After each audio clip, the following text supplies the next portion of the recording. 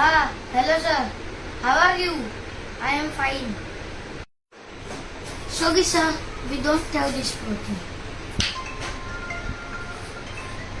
alright. नहीं ये बोलत नहीं है आपके पास.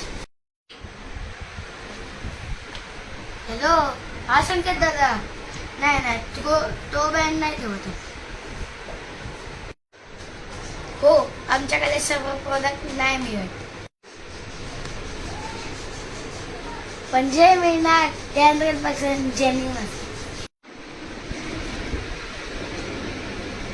आम्ही फक्त पैसा कमवायला नाही आलो.